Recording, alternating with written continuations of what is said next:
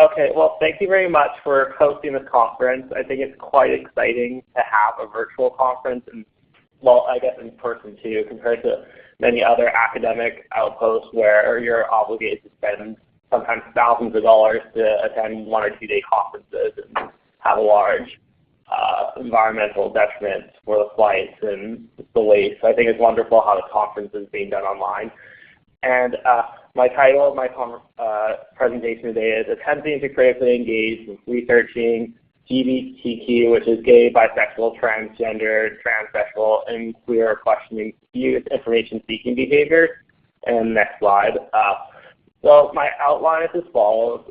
The purpose of the presentation, my positionality referring to the topic, and just like as this whole session is about the critical engagement and social activism and such in the libraries and with ALA accredited programs and the challenges there. And then I will be discussing the context behind why I think it is important to critically engage, and then go into my thesis work, which is discussing these issues about everyday information-seeking behaviors. And then finally, some reflection. So I saw earlier on the Twitter feed for the conference, it seems like there's already been some great reflection, and I hope that I can hopefully add something to that. Next slide.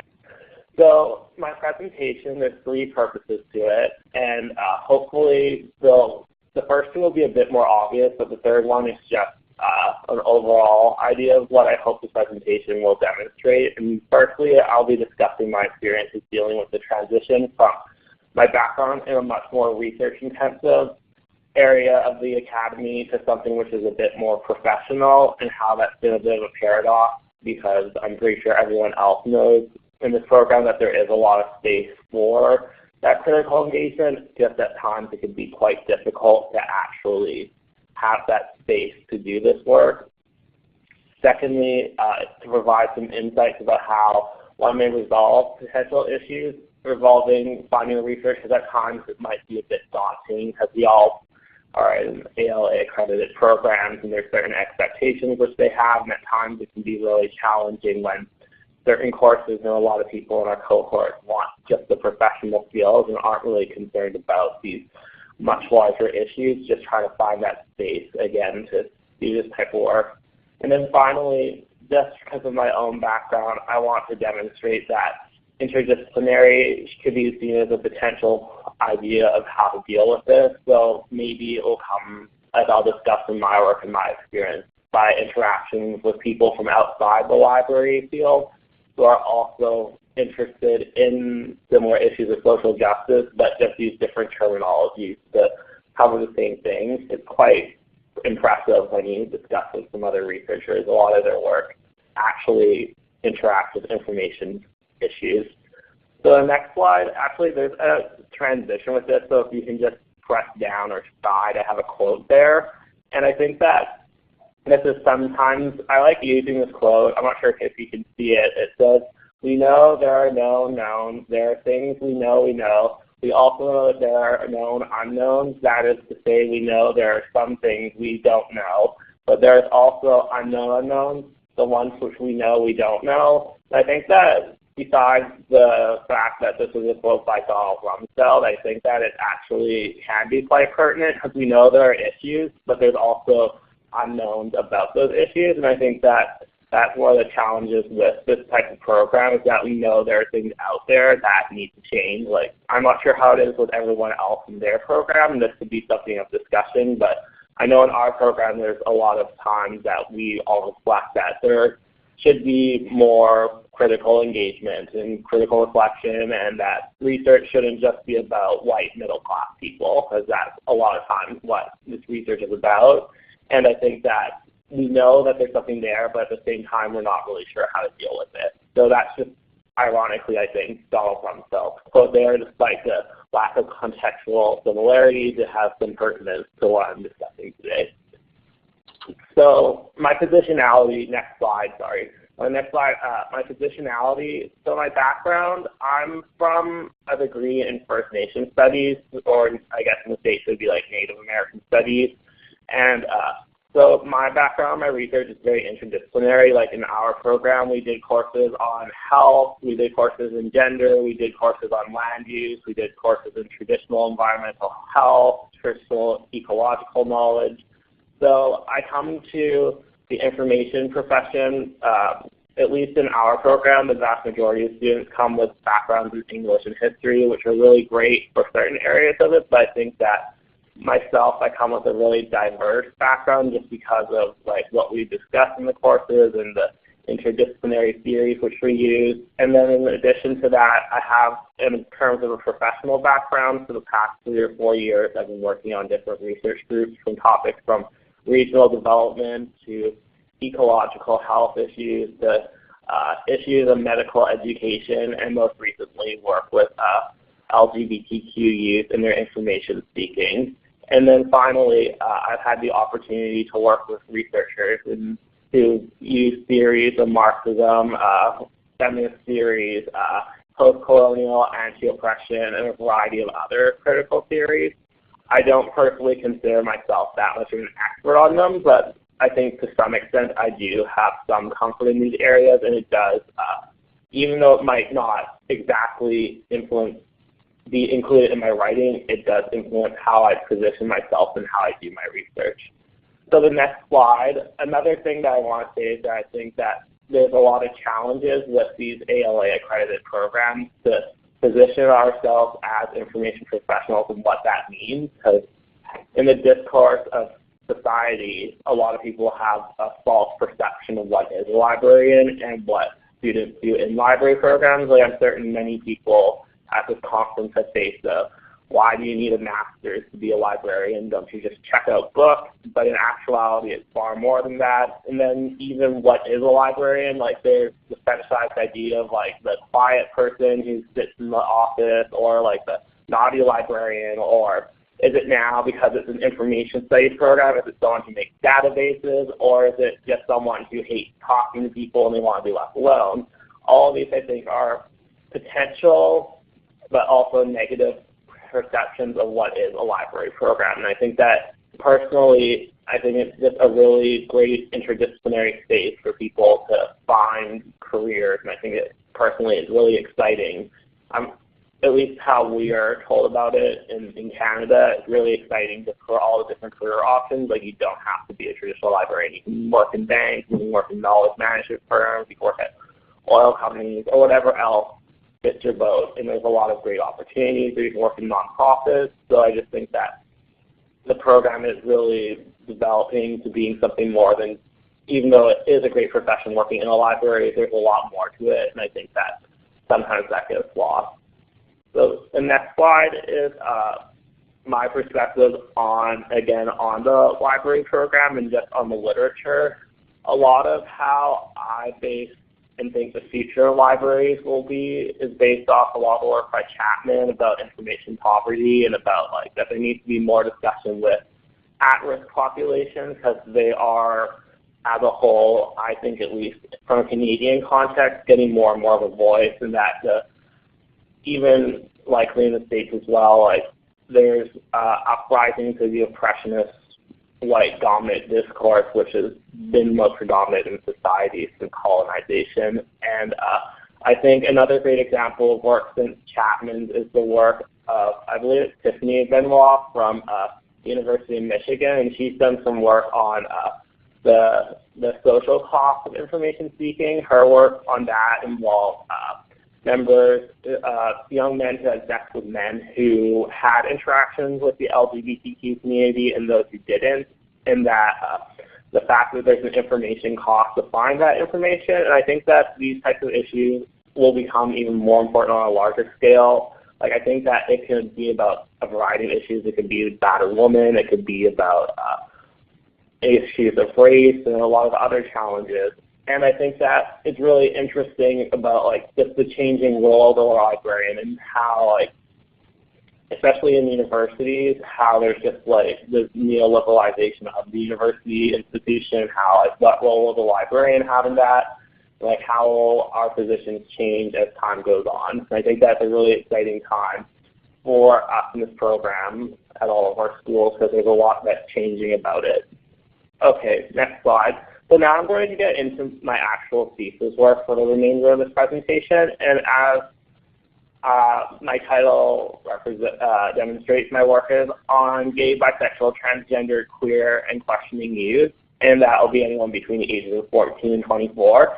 And there's 3 research questions which are framing my research, and the first one is what kinds of materials related to social determinants of health are being searched by the population and shared among gay, bisexual, transgender, and queer youth in the town of Prince George, which is in northern British Columbia, so on the furthest west coast. It's about, if any of you know where Vancouver is, it's about 6 or 7 hours north. There's a population of around 60,000 people, and it's a resource town, so it's a lot of loggers and people in the forestry industry. So it's really it's very hyper-masculine society, so it'll be interesting just to see how they search for information, and it's really exciting because there's actually a GSA, so a Gay Straight Alliance, out of the library there, so that's the group which I am intending on working with for my thesis work to understand their information-seeking behaviors.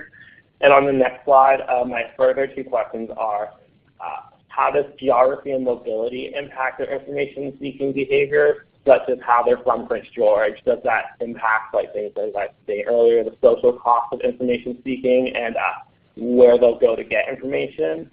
And then finally, what, if any, social costs are facing them for searching for this information? So I think that there's a lot of interesting things here that provide that opportunity to have some critical engagement.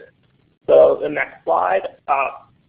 My purpose for doing this research is that when I was doing my application for funding earlier this year, I was horrified by how little information there actually is about this population's information-seeking behavior as a whole. And even just in generally a lot of youth information-seeking, they usually don't take that much into account. From what I've read, maybe other people here know better about issues of gender and at-risk populations. There's been some work that I've read about some low-income communities, but it seems like a very recent thing to be acknowledging these ideas. And then even outside of the information field, a lot of literature which has been written about gay, bisexual, transgender, queer, and questioning groups about their information use. It's only been concerning Grindr and other apps, and I think that there's far more to be discussed than just this one thing, and it's just become such a cultural phenomenon that they are just pinpointing all the time on this one app and the fact the sexual health issues which are related to it. So I just think that there's a space for further scholarship which I think librarians could be taking advantage of. The next slide.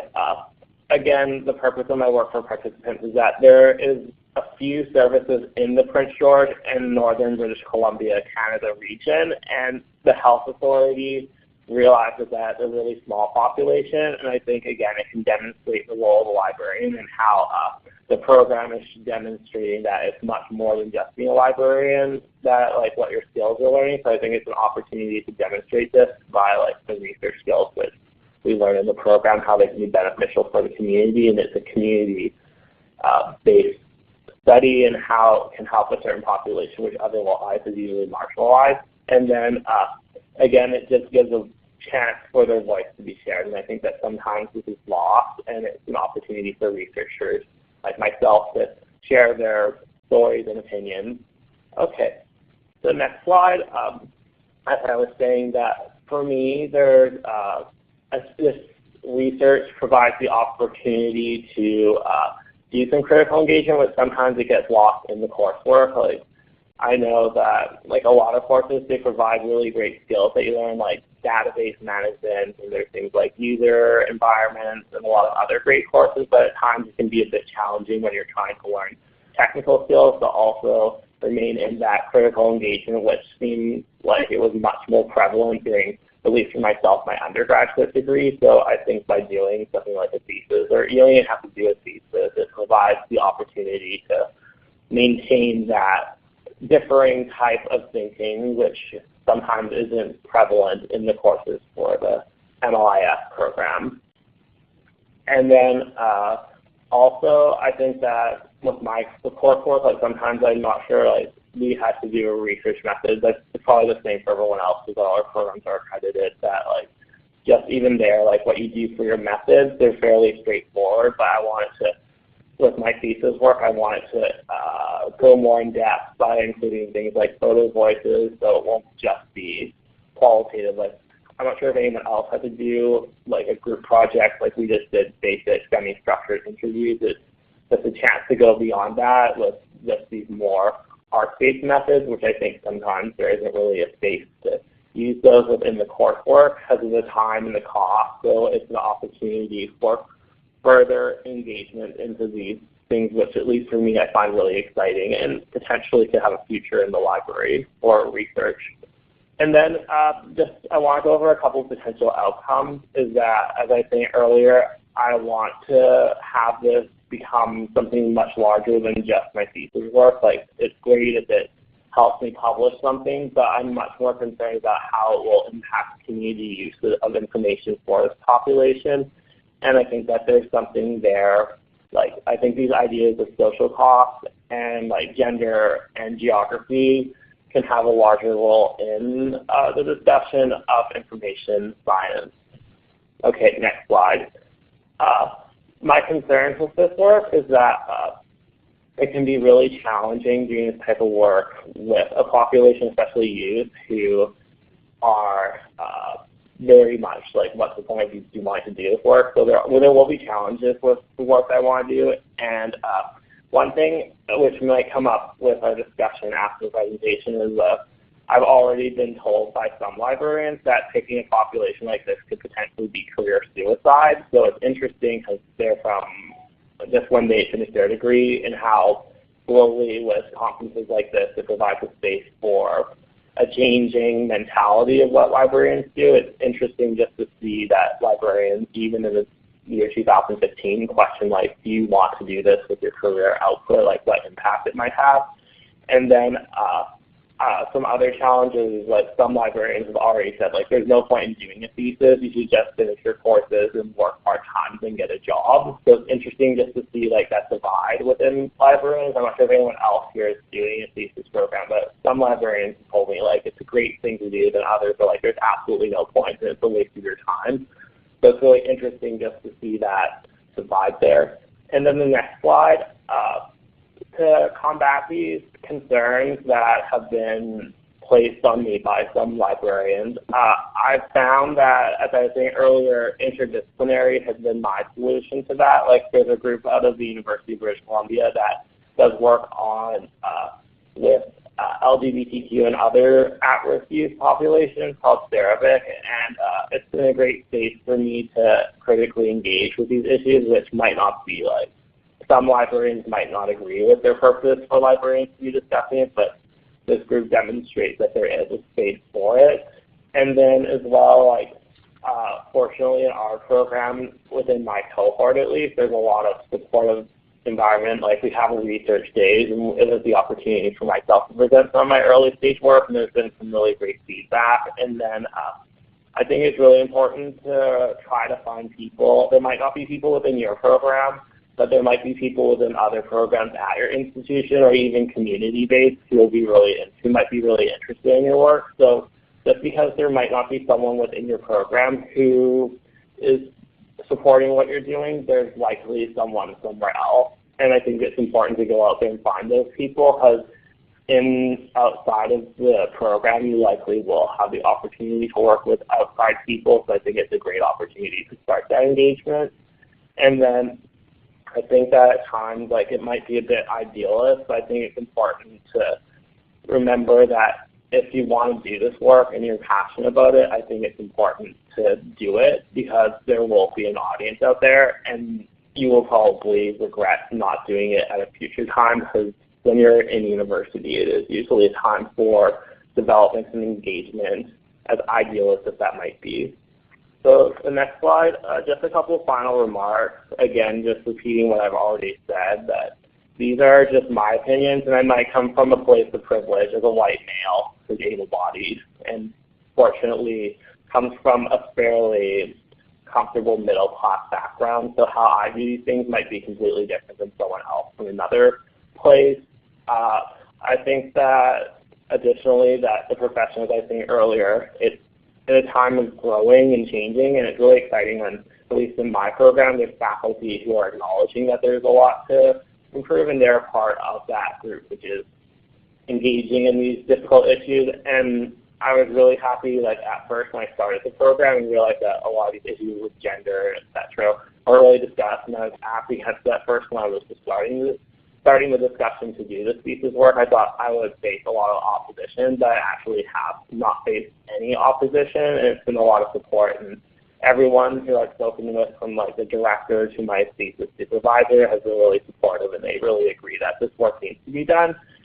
And I think that, like, at times it can be really challenging to find an idea of critical engagement, but even like what I usually do is I try to relate something back to what I did during my undergraduate, and just to even find something there, just so like there's some flexibility with the topics, but I just think like just trying to be creative or having discussions with faculty about taking an independent study. Even I'm not sure how it is in other faculties, but there might be a professor there who's keen on doing some independent studies with you, so that might also be an opportunity.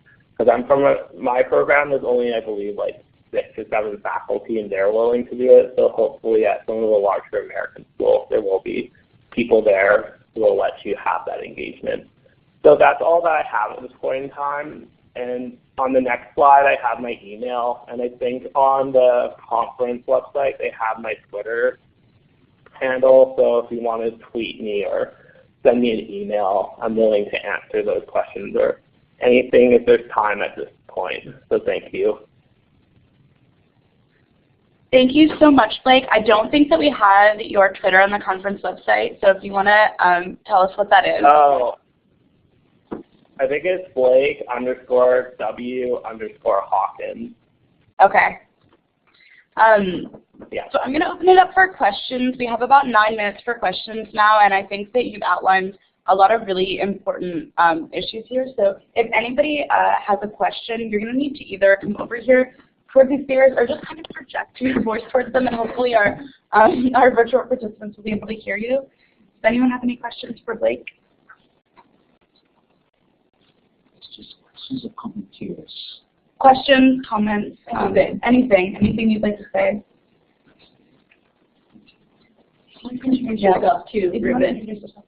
Oh, hi there. Are you listening? Hello. Hello, Blake. My name is Ruben. I am a visiting scholar here at USLIS. I'm coming from Brazil. And I liked your presentation, especially at the point in which you outlined that other people or with similar backgrounds or with similar interests might be researching on similar paths. And if it's possible, I would like you to talk a little bit more about that, because particularly I am interested in the information-seeking behavior and information users. That's why I'm here in the US now. And I do believe there are several people all over the world that might fit in that same category. So please, could you talk a little bit more about that? Thanks. Yeah. Are you talking about the information-seeking behavior aspect of the work? I couldn't hear everything there. Sorry. You can go and talk about both of them. Okay. It's actually really interesting. There was one study done in, I believe, 2004 that was on gay, bisexual, transgender, and queer information-seeking behaviors. And then there was about and that was between, a lot of the work that's been done so far has been regarding the work that, a lot of the work that's been done has been about the medical profession and the inequalities of information-seeking behavior. I find it quite interesting that when I started to do this work, it's been concerning health. But one of the things I know with my thesis work, and I find it really challenging, is a lot of the work on this population and their information seeking, it's been based around the perceived health issues either HIV and other sexual health, and it's just really frustrating that's why I decided with my work to go more for the everyday And like even though like I really enjoy the work by Tiffany Benoit concerning the social cost of information seeking, I think that it's not necessary to always have to pick something like the tokenized idea of like in public health, the vast majority of the research concerning gay, bisexual, transgender, and queer men involve HIV and suicide. And I think that there's so much more to it than that. And that's what I've really been learning from engaging with the group of CERAVIC out of UBC, is that there's so much more to discuss. Like there's actually information that's been proved that there's a lot of closeted youth who get pregnant, like lesbian and gay youth, and young gay men getting young youth lesbian pregnant just so that they don't have the questioning of, are you gay? And like I just think by how the scholarship that's been completed on this population, their information use and engagement, I think that there's a lot that's been lost, and it might just be the preconceived notions of what people believe are the sources being searched for information. So I'm not sure if that answers your question per se, but I just think that there's a lot there that hasn't really been answered, and it's both frustrating and exciting. And at first I was more frustrated that like, why is there just these preconceived notions? And I think that it instead of being frustrated by the idea that there's nothing there, I just take it as an exciting opportunity to find something there. That's so I'm sure that answered your question. But. Well, that was nice. If I sent you an email later, maybe you can give me some more references on those. Yeah, certainly I can do that. Okay, thank you so much. Thank you. Does anybody else have any questions? We have about 5 minutes for some more questions.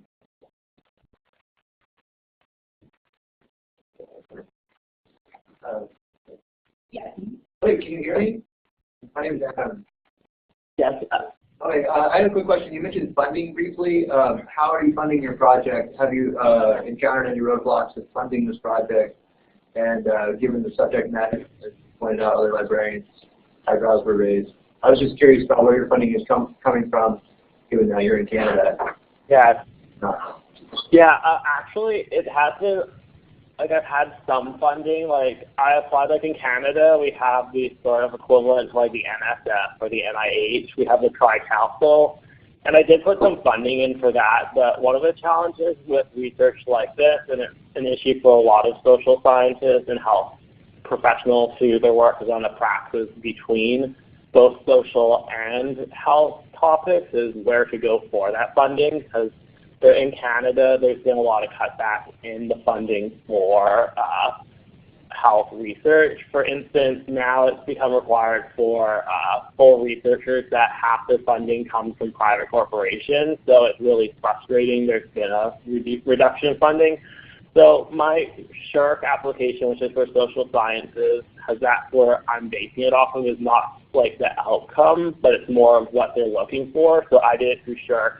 They did not fund my application, unfortunately, but my work at CERAVIC, I've been funded through them, so I have research contracts. So I have, like, the work which I do with CERAVIC is related to my thesis work. It's not exactly on it, but it just provides some financial stability. And I also work with another research group out of the medical program at UBC. So between those two, like, even though like it's just how I am as a researcher, some things it might not be exactly pin on point. Like it isn't like their research is on LGBTQ information seeking behaviors, but I'm working with one group on indexing sources of information for LGBTQ populations, and then I'm working with another research group on using technology to relieve health inequalities in northern British Columbia. So it's not the perfect situation, but it's still really great that there are some sources of funding. It's not like